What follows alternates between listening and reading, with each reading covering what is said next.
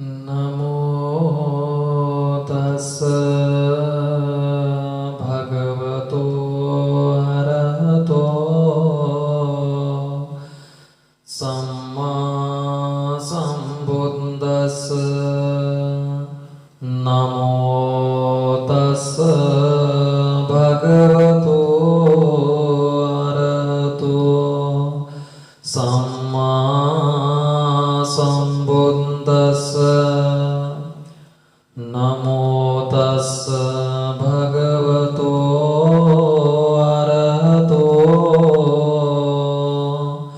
सम्मा सम्बुद्दस्स। समन्ता चक्रवालेषु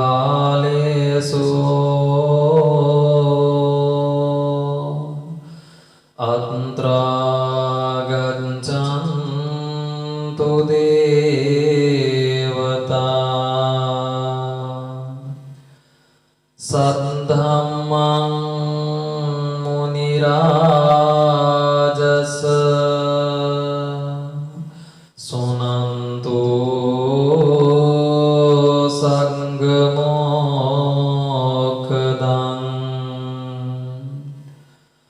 धम्मं श्रवणकालो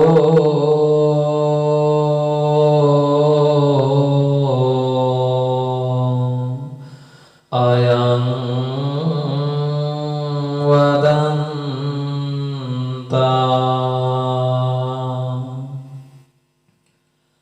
धम्मं श्रवणकालो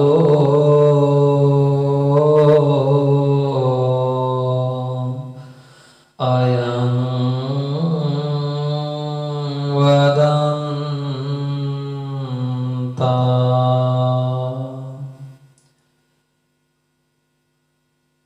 एक तथागत शाक्य मुनि भगवान गौतम बुद्ध जी के चरणों में मेरा नमन। हम अपने परम पूज्य गुरु जी के भी चरणों में नमन करता हूँ। आप सभी लोगों को नमो बुद्धाय। आप सभी लोगों का जीवन मंगलमय हो। आज फाल्गुन पूर्णिमा के समय तथागत भगवान गौतम बुद्ध जी ने किस तरह से इस मानव संसार में लोगों के जीवन में कि किस तरह से अपना जीवन बिताना चाहिए। आज तथागत बुद्ध धर्म को प्राप्त करके अपने माता पिता के पास जाते हैं। वो आज फाल्गुन पूर्णिमा के दिन ही जाकर राजा सिद्धोधन और उनकी माता जी देखकर बहुत खुश होते हैं। ये तो पूर्णिमा में खास चीज हो गई। आज हम बात करेंगे कि किस तरह से तथागत बुद्ध ने अपने महाकरुणा के महाप्रज्ञा से मैत्री के भाव से किस तरह से लोगों को इस संसार से मुक्ति पाने का रास्ता बताया। इसी तरह से बहुत समय से तथागत भगवान गौतम बुद्ध इस मानव के जीवन को एक अच्छा रूप देने के लिए, इस जीवन से जो ये ऐसा जीवन है, ना ही तो कभी मेरे बस में रहता है, ना ही कभी जो मैं चाहूं वो होता है। कभी भी मेरा शरीर मेरे अनुसार नहीं चलता है। इस जीवन में इतना दुख है कि लोग दुख की वजह से अपना जीवन नष्ट कर देते हैं।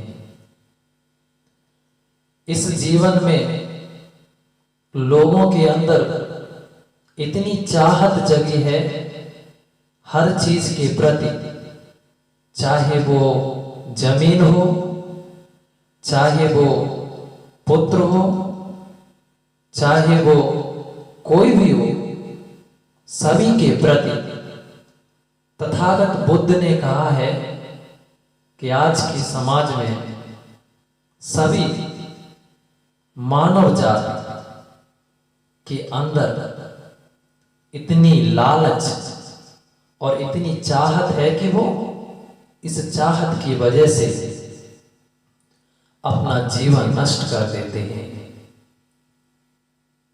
जैसे कि किसी व्यक्ति को जमीन की चाहत है, तो उस चाहत की वजह से, उस जमीन की चाहत की वजह से अगर उसे वो जमीन ना मिले तो वह किसी की हत्या भी करना चाहे रुकेगा नहीं, सोचेगा नहीं, क्योंकि उसे जमीन की चाहत है, इसीलिए वह दूसरे की हत्या करेगा। जब दूसरे की हत्या करेगा तो अपने जीवन में एक पाप कर्म करेगा। इस पाप की कर्म की वजह से उसका जीवन और भी पापी हो जाता है। उसका जीवन मनुष्य के जीवन में भी और दुख बढ़ जाता है। दुख बढ़ने के बाद इस संसार में भी दुख भोगता है। इसी दुख के कारण जब यह व्यक्ति अपना ये शरीर त्याग कर मृत्यु को प्राप्त होता है तो उसी के कर्म के अनुसार उसका पुनर्भव होता है, दूसरा जीवन उसे मिलता है। क्या पता कि मनुष्य जीवन ही मिले, नहीं, कभी पशुओं का जीवन मिल सकता है, कभी कुत्ते का जीवन मिल सकता है, कभी बिल्लियों का जीवन मिल सकता है। इसीलिए हमारे शास्त्रा भगवान गौतम बुद्ध कहते हैं कि अपने जीवन को संभाल कर रखो, क्योंकि मनुष्य का जीवन हर किसी को संभव नहीं होता है। अगर हमें मनुष्य का जीवन मिला है तो सोचना चाहिए कि किस वजह से हमें मनुष्य का जीवन मिला है, क्या कारण है, या फिर हमने अपने जीवन में बहुत पुण्य कर्म किए हैं इसलिए मुझे यह मनुष्य जीवन मिला है। मनुष्य जीवन मिला है तो इस मनुष्य जीवन को किस तरह से जीना चाहिए और किस तरह से संसार दुख से मुक्ति पाना चाहिए। आज के समय बहुत सारे धर्म हैं, लेकिन लोगों के जीवन में सुख नहीं है। सुख कहां से प्राप्त होता है? सुख धर्म से प्राप्त होता है। जो धर्म शुद्ध होता है उस धर्म से मन को शांति प्रदान होती है, उस धर्म से हमारा जीवन कल्याण होता है। इसी तरह से शास्ता भगवान गौतम बुद्ध के समय बहुत साल पुराने की बात है, जब शास्ता भगवान गौतम बुद्ध धर्म को प्राप्त करके इस संसार में लोगों की सुख शांति के लिए प्रवचन देते थे। उस समय की बात है, एक राजा, बहुत धनवान राजा था। उसके पास किसी भी चीज की कमी नहीं थी, हर चीज उसके पास थी। गाड़ी, दौलत, जमीन, ऐसा कुछ भी नहीं था कि जो उसके पास न हो। तो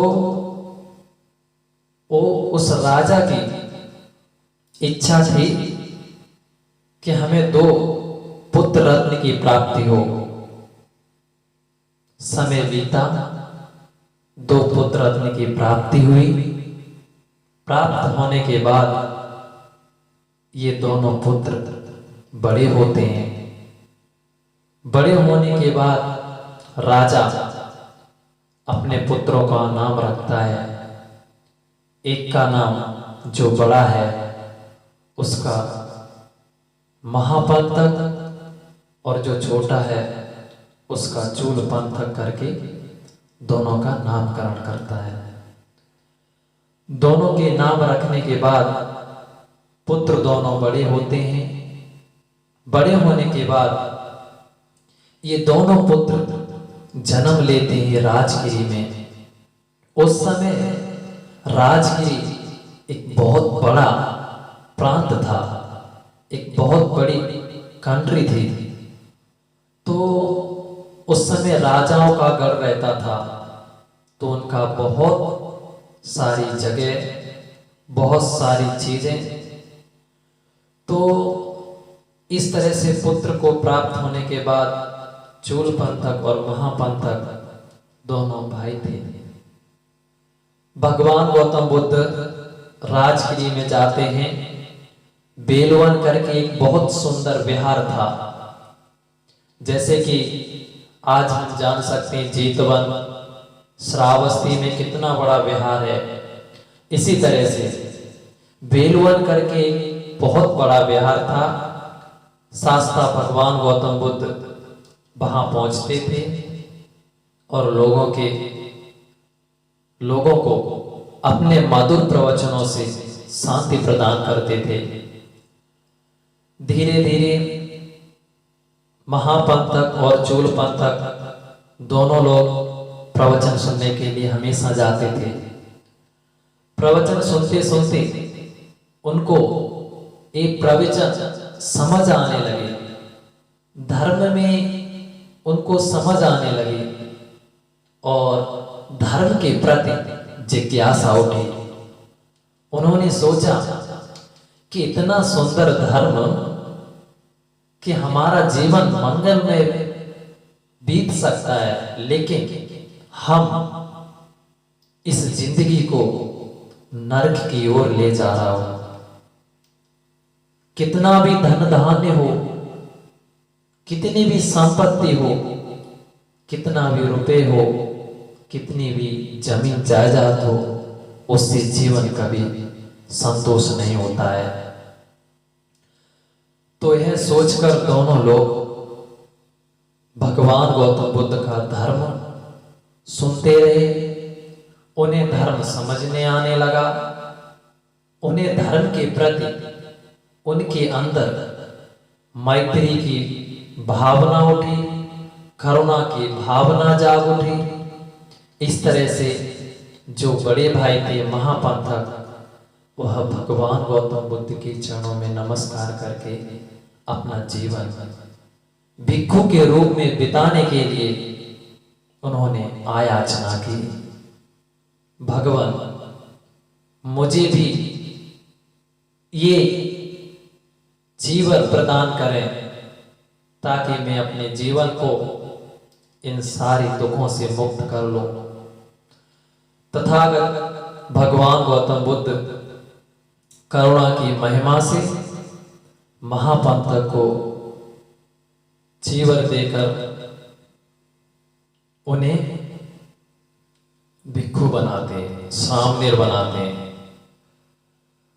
जब वो बंते बन जाते हैं, बंते बनने के बाद बहुत मेहनत करके, बहुत भावना करके तथागत भगवान गौतम बुद्ध से कहते हैं, भगवान अपने प्रिय मधुर वचन से मेरे जीवन को उत्तम बना दे। मेरे जीवन के अंदर तथागत भगवान गौतम बुद्ध के बताए हुए प्रवचन गूंज रहे हैं, इसीलिए मुझे यह समाज, यह जीवन समझ आ गया है, इसीलिए मैं और अपना जीवन नष्ट नहीं करना चाहते, इसलिए अपने करुणा के साथ हमें प्रवचन सुनाए। महापंथक बहुत मेहनत करने के बाद, भगवान गौतम बुद्ध के प्रवचन सुनने के बाद, भावना करने के बाद, मेडिटेशन करने के बाद अरहंत को प्राप्त होते हैं। अरहंत को प्राप्त होने के बाद चूल पंथक अपने भाई को देखता है और उसके मन में एक सुंदर सी इच्छा जागती है, मेरा भाई अरहंत को प्राप्त हो गया, जीवन एक सुंदर जीवन हो गया, अब उन्हें किसी की चाहत नहीं, अब उन्हें किसी की फिक्र नहीं, अब उन्हें कोई दुख नहीं। क्या कितना सुंदर जीवन मिला है। चूल पंथक के मन में चीवर लेने की जिज्ञासा उठी, क्यों न मैं भी चीवर लेकर अपने जीवन को धन्य करूं, धन्य करने के बाद इसे ही सुंदर जीवन बनाऊं। यह सोचकर भगवान गौतम बुद्ध के पास जाता है और कहता है, भगवान आप मुझे भी चीवर देंगे? इस तरह से कहता है। तो तथागत भगवान गौतम बुद्ध कहते हैं, चूल पंथक अपने माता पिता से पूछ के आओ कि मुझे चीवर लेना है। अगर आपके माता पिता आपको आज्ञा दें तो हम आपको चीवर देकर बंते बना लेंगे। चूल पंथक खुश होकर दौड़ते हुए जाता है घर। माता पिता से कहता है, माता पिता मुझे यह जीवन अच्छा नहीं लग रहा है, मुझे तथागत भगवान गौतम बुद्ध की श्रावक बनना है, उनका शिष्य बनना है, मुझे इस संसार से दूर जाना है, मुझे मुक्ति पाना है, मुझे इसलिए कृपया करके मुझे आज्ञा दें। माता पिता का हृदय जाग उठता है और बच्चे को आज्ञा देते हैं। देने के बाद चूल पंथक बहुत खुश होकर भगवान गौतम बुद्ध के पास आता है, कहता है, भगवान मुझे आज्ञा मिल गई, आप मुझे चीवर प्रदान करें। मन में खुश होने के बाद खुशी के साथ चीवर को प्राप्त करता है, भंते का रूप धारण करता है और उसके मन में मेडिटेशन करने की जागरूकता, मेडिटेशन करने की इच्छा जाग उठती है और धर्म को सुनने की इच्छा जाग उठती है। लेकिन एक कमी थी, वो क्या कि चूल पंथक कोई भी चीज याद करता है उसे याद नहीं होता था। चूल पंथक भंते जी को कोई भी चीज, चाहे तथागत भगवान गौतम बुद्ध के द्वारा बताई हुई गाथा हो या फिर कोई प्रवचन हो, याद करने के बाद याद नहीं होता है। लेकिन सील की रक्षा करना हमेशा मन में जागरूकता उठती है। पंचशील को ग्रहण करके, अष्ट उपोषण शील को ग्रहण करना, उनको उनकी आरक्षा करना, रक्षा करना, कभी गलत काम न होए, इस तरह से सोचकर पूरे मन तन धन मन से रक्षा करता था। लेकिन बस एक ही दिक्कत थी, वो दिक्कत थी कि कोई भी चीज याद करता है तो याद नहीं होती थी। तो इसी तरह से उनके बड़े भाई महापंतक कहते हैं, चूलपंतक, ये तथागत भगवान गौतम बुद्ध के द्वारा बताए हुई गाथा है, इसे याद कर लो। चूलपंतक खुश होकर भाई की बात मानकर गाथा को याद करता है, याद करता है, याद करता है, याद ही नहीं होती है। पूरी मेहनत से याद करता है लेकिन गाथा याद ही नहीं होती है। तो बड़ा परेशान हो जाते बनते, चूलपंथक बनते, सोचते हैं कि क्यों गाथा याद नहीं हो रही है। लेकिन जो महापंथक बनते थे इनके बड़े भाई अरहंत, उन्होंने कहा, चूलपंथक तुम इस भिक्षु के जीवन में आए हो, लेकिन तुम्हें तथागत भगवान गौतम बुद्ध के प्रवचन याद नहीं कर पा रहे हो। इससे बड़ा, इससे अच्छा यही है कि तुम अपना जीवन छोड़कर अपना घर वाला जीवन बिताएं, उपासक जीवन बिताएं, ताकि आपका जीवन भी बीतेगा, आप माता पिता की सेवा भी करेंगे। यह सोचकर चूलपंथक सोचता है, मैं कैसे जीवन छोड़ूं? मैं नहीं छोड़ूंगा। इस जीवन में मेरे मन को शांति मिलती है, मेरा जीवन सुंदर होता है। मैं भावना करता हूँ, मैं मेडिटेशन करता हूँ, इसलिए मैं अपने पूरे शील रक्षा करता हूँ। लेकिन मेरा असभाग्य है, मेरा सौभाग्य नहीं है, मेरा ये दुर्लभ है कि मैं गाथा रत्न पाठन नहीं, गाथा नहीं मैं याद कर पाता हूँ। बस मेरी यही कमी है, पता नहीं मेरे कर्मों की वजह से मुझे ये गाथा याद नहीं होती है। यह सोचकर महापंथक की बात सुनकर दुख में डूब जाता है कि कैसे मैं जीवन छोड़ूं। मैं नहीं छोड़ूंगा, मैं जीवन से दूर नहीं रह पाऊंगा। यह सोचकर वह राजगिरी से दुख में होकर घर से निकलता है। निकलने के बाद गेट के पास आकर बैठ जाता है और रोने लगता है। रोते वक्त हमारे शास्ता तथागत भगवान गौतम बुद्ध अपने इंद्रियों से देखते हैं कि इस शासन में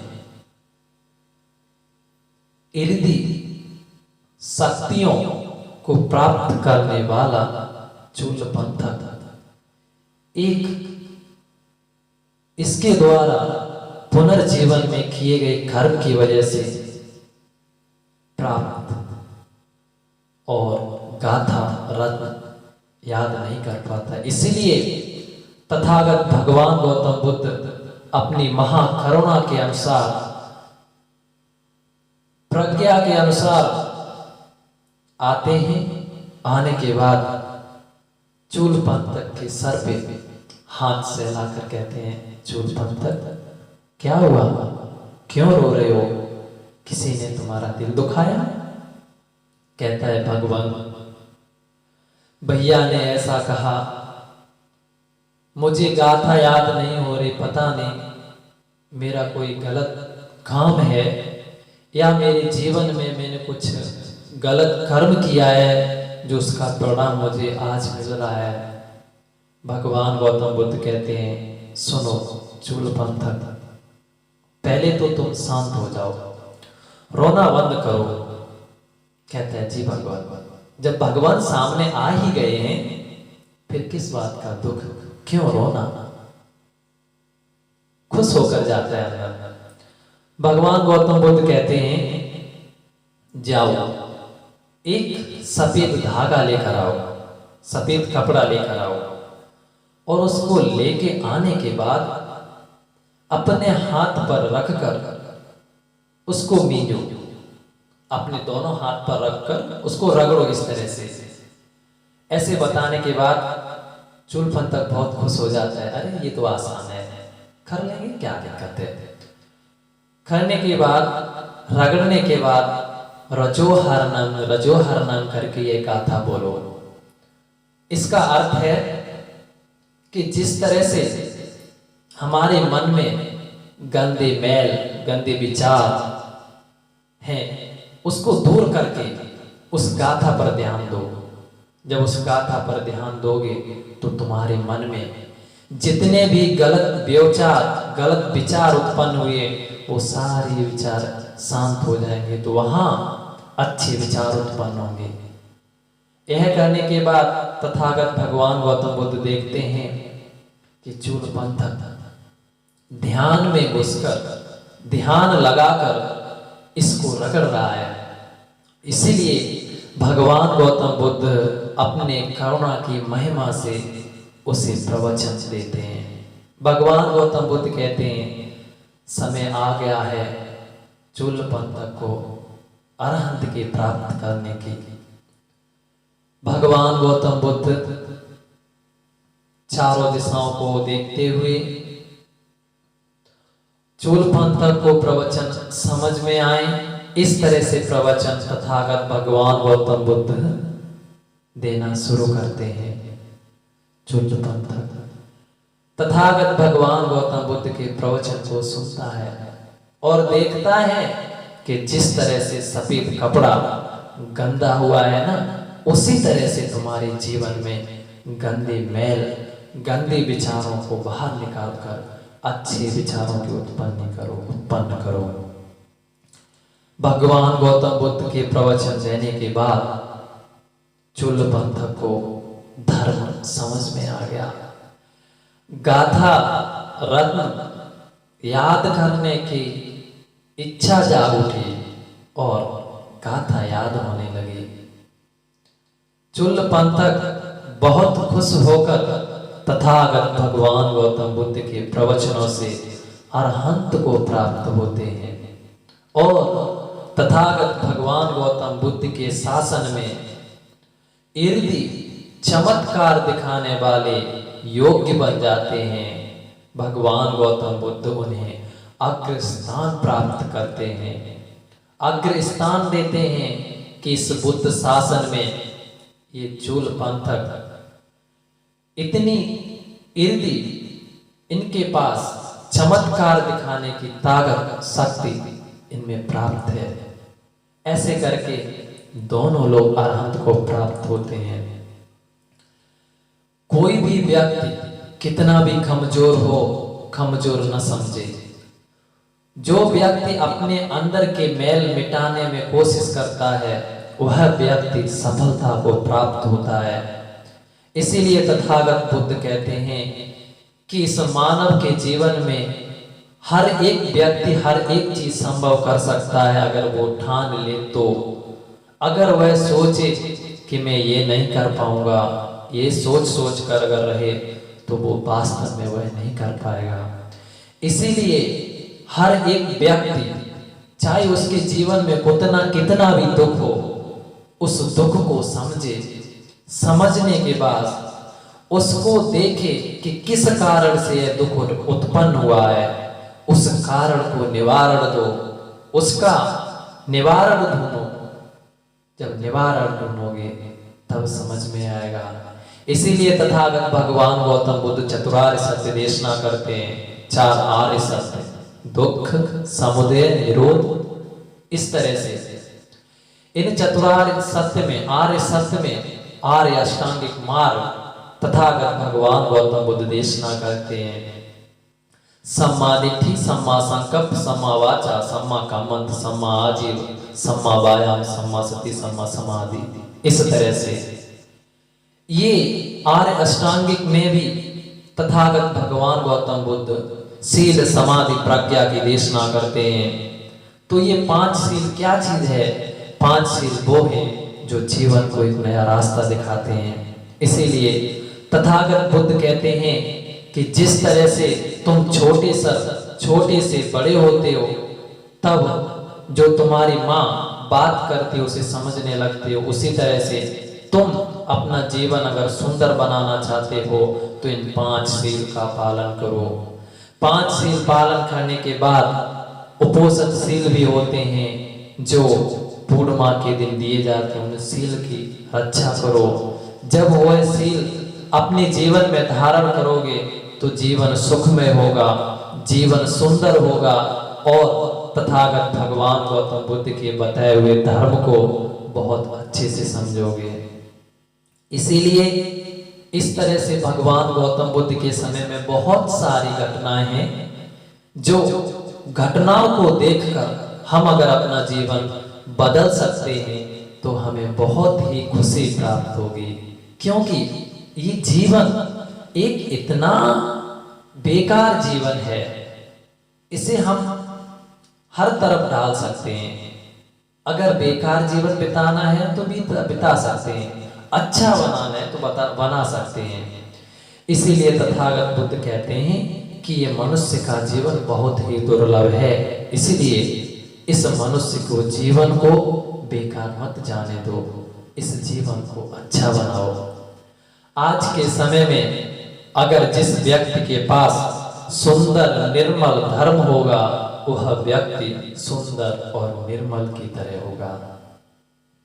इसीलिए धर्म का जीना, धर्म को ले जाना, धर्म को अपने जीवन में धारण करना ये बहुत उत्तम मंगल का कारण है। तथागत भगवान गौतम बुद्ध अपने प्रिय वचनों से लोगों के जीवन को सुंदर बनाने के उन्होंने अपने पूरे 45 वर्ष जीवन के गत किए थे।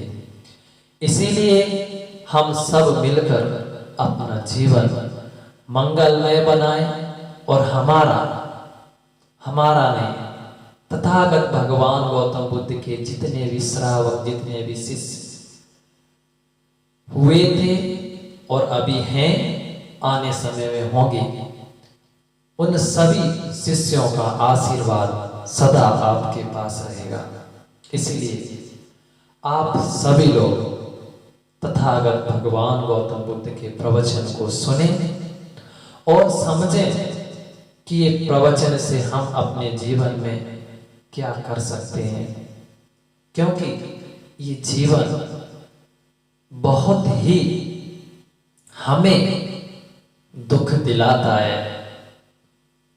हम जब कोई अच्छा कार्य करने जाते हैं तो कोई भी कमियां, कोई भी चीज, कोई भी बाधा ऐसा आ जाता है कि जिससे हमारा वह कार्य निष्फल हो जाता है। इसीलिए ये तथागत भगवान गौतम बुद्ध के निर्मल वचन, निर्मल धर्म को अपने जीवन में धारण करें और अपना जीवन मंगलमय बनाएं। आप सभी लोगों को इस फाल्गुन बुद्ध पूर्णिमा की हार्दिक शुभकामनाएं।